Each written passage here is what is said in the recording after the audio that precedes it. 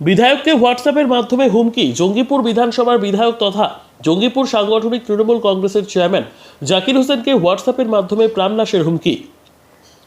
একাধিকবার বিধায়ক জাকির হোসেনের মোবাইলে হুমকির হোয়াটসঅ্যাপ মেসেজ আসে।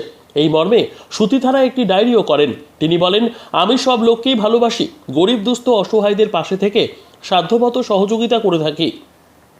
আমি জানি না কি জন্য আমার প্রতি এই ধরনের হুমকি আসছে। আমি পুলিশ প্রশাসনকে এ বিষয়ে জানিয়েছি। তিনিও বলেন, পুলিশ প্রশাসন এ বিষয়ে তদন্ত করে দেখছেন। বিধায়ক জাকির হোসেন এ বিষয়ে কি বললেন চলুন শুনে নিই। ব্যুরো রিপোর্ট, দিনরাত স্টার নিউজ। দেখেন, আমি অ্যাকচুয়ালি আপনারা জানেন 2021 সালের 17 ফেব্রুয়ারি আমাকে স্টেশনে বম লাগে এবং আমার সঙ্গে 27 জন ইনজুরি হয়। তাদের আজ পর্যন্ত বিচার হয়নি এবং আমাকে আমার হোয়াটসঅ্যাপে মেসেজ দিয়ে বিভিন্ন রকম গালাগালি এবং বম মেরে দেব সেই আমাকে হুমকি দিয়েছে। এবং আমরা চাইব, আমার সুতি থানায় আমি এফআইআর করেছি, এই জিডি করেছি, জেনে আর পূর্ণাঙ্গ তদন্ত হয়ে তাদের প্রতি কঠোর ব্যবস্থা নেয়। আমি মাননীয় মুখ্যমন্ত্রীর দল করি, সেই কারণে আমাদেরকে এই হ্যারাস করার চেষ্টা করছে এবং কিছু দালাল আছে বিভিন্ন রকমভাবে হুমকি দিচ্ছে যে রেড করিয়ে দেব, ফলস কেস করিয়ে দেব।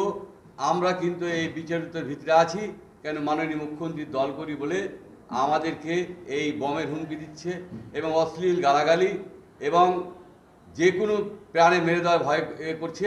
কেন আপনারা জানেন আমার 1 মাস পরে আবার অপারেশন হবে, আমি কম্বাটুর যাব। কারণ হলো যে আমার পুজ পড়ছে, এখনও পা নিয়ে হাঁটতে পারি না, এখনও আমার ঘা শুকায়নি। আবার আমাকে এই হুমকির সুরে বলেছে, হুমকি দিচ্ছে আমার হোয়াটসঅ্যাপে। একদিন না একাধিক। কারণ হলো দেখুন, আমরা অতটা হোয়াটসঅ্যাপ দেখার টাইম পাই না, বেশ কিছুদিন ধরে দিচ্ছে। আমি 2 দিন আগে লক্ষ্য করে দেখলাম যে আমাকে প্রচুর গালাগালি এবং হুমকির সুরে আমাকে দিচ্ছে। আমি প্রশাসনকে বলেছি যেন কঠোর তার ব্যবস্থা করা হয় এবং কঠোর ব্যবস্থা নিয়ে যেন মাননীয় মুখ্যমন্ত্রীর যে তার বদনাম করার চেষ্টা করছে এবং মাননীয় মুখ্যমন্ত্রীর যে আমরা দল করি সেই কারণে আমরাকে এই ফাঁসানোর চেষ্টা করছে এবং এই হুমকি দেওয়ার চেষ্টা করছে। আমরা চাইব প্রশাসন যেন তাদের কঠোর ব্যবস্থা নেয় এবং কিছু দালাল আমি বলেছি যে আমাদেরকে বিভিন্ন রকম রেড করিয়ে দেবো, ফলস কেস করিয়ে দেবো, এইগুলোও বলছে। আমরা এই নিয়ে বিতৃষ্ণিত আছি। মানুষ এর ভালো কাজ করি, এই মানুষ সহ্য করতে পারছে না, তাই এগুলো মানুষ প্রতিঘাত করে মানুষকে ভয় দেখিয়ে আমাকে বিভিন্ন রকম হ্যারাস করা, মেন্টাল হ্যারাস করতে দেখুন, এটা আমার কাছে জানা নেই। প্রশাসনকে বলেছি, সেগুলো আমরা সমস্ত লিঙ্ক দিয়ে পাঠিয়েছি। মোবাইলটা আপনাদেরকে দেখাতাম, মোবাইলটা আমি থানায় দিয়ে পাঠিয়েছি এবং আমি সমস্তগুলোকে আমি স্ক্যান করেছি, আপনাকে সকলকে দেখাতে পারবো এবং এফআইআর নিয়ে এসেছি। এফআইআর আপনারা দেখুন। কারণ হলো আমরা সবসময় স্বচ্ছভাবে থেকেছি, স্বচ্ছভাবে ব্যবসা করি এবং তাই আমরাকে বিভিন্ন অ্যাঙ্গেল থেকে আমাদেরকে হুমকি দেওয়া হচ্ছে এবং হোয়াটসঅ্যাপে মেসেজ দিয়ে আমাদেরকে যেভাবে হুমকি দিচ্ছে, এটা প্রাণের ভয়। পুরো বাড়ির লোক আতঙ্কিত এবং এলাকার কিছু আমার অনুগ্রামীণ আতঙ্কিত যে এই ধরনের বারবার হলে মানুষ বাঁচবে কী করে এবং মানুষের নিরাপত্তা কোথায়। তাই আমরা প্রশাসনকে বলেছি তার কঠোর ব্যবস্থা যেন হয় এবং এই ব্যবস্থা আপনারা জানেন যে এখন আমি শুকাইনি, আবার আমি বলছি যে আমি আবার অপারেশনে যাব। কারণ হলো আমার পুজ পড়ছে এবং হাঁটতেও পারছি না। আপনারা দেখেন যে আমি পা এক পায়ে চলতে পারি না এবং সেই কারণে আমি নিজে আতঙ্কিত আছি। আবার সেই ধরনের আতঙ্ক ছড়ার চেষ্টা করছে এবং বিভিন্ন রকম ভয় দেখার চেষ্টা করছে। আমরা এর সুব্যবস্থা চাই। মাননীয় মুখ্যমন্ত্রীকে অনুরোধ যে তার প্রশাসন গোটেটাই জেনে দেখে তার কঠোর ব্যবস্থা করে। কতদিন থেকে আপনাদের হুমকি দিচ্ছে? দেখুন, আমি লিঙ্কটা দেখলে পুরোটাই বুঝতে পারবো। মোবাইলের অত আমি এক্সপার্ট নয়, অতটা আমি বুঝি না। আমি হঠাৎ করে পরশুদিন আমার নজরে আসে যে কী লিখছে দেখি, কেন বিভিন্ন মানুষ লিখে। পরশুদিন দেখছি বম মেরে দেবো বলছে, অশ্লীল গালাগালি, হুমকি দেখাচ্ছে। আমাদের কি অপরাধ আমি এটা বুঝতে পারলাম না, কোথায় থেকে কে করছে সেটাও জানি না।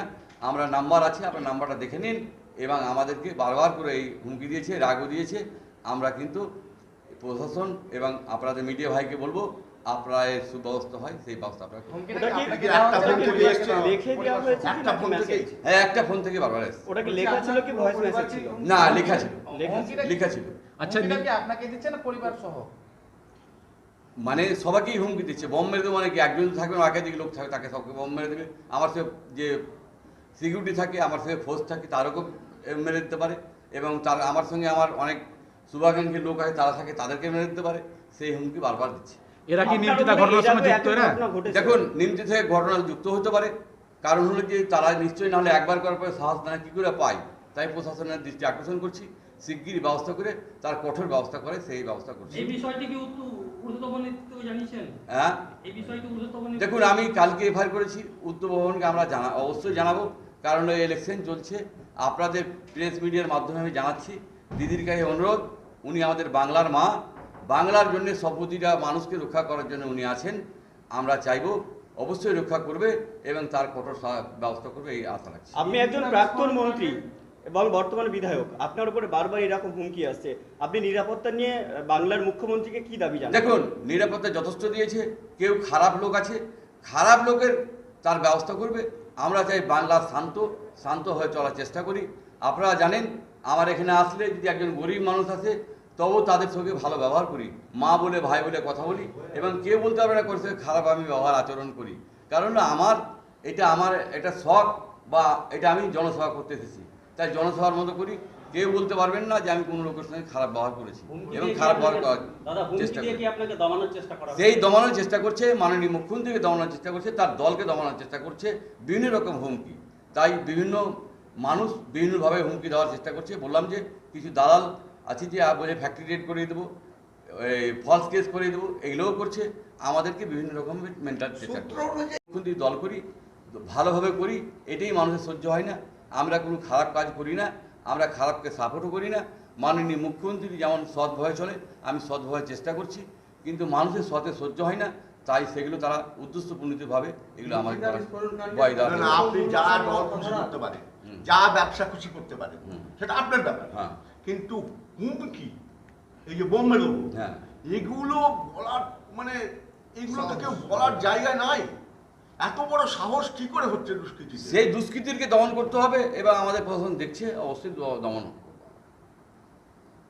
আশ্বাস দিয়েছে আপনাকে? হ্যাঁ, আপনার জেড ক্লাস আপনি তো বরাবর এনআইয়ের বিরুদ্ধে সবর হয়েছেন, তো দেখুন, এনআই আজ পর্যন্ত পুরো তদন্ত করেননি, আবার সেই হুমকি।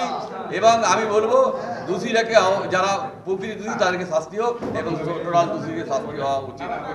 এবং বারবার আমাকে এই আঘাত করার চেষ্টা করছে। এখন বললাম তো, আমি 1 মাসের ভিতরে আমাকে অপারেশন যেতে হবে, কেন আমি আর চলতে পারছি না।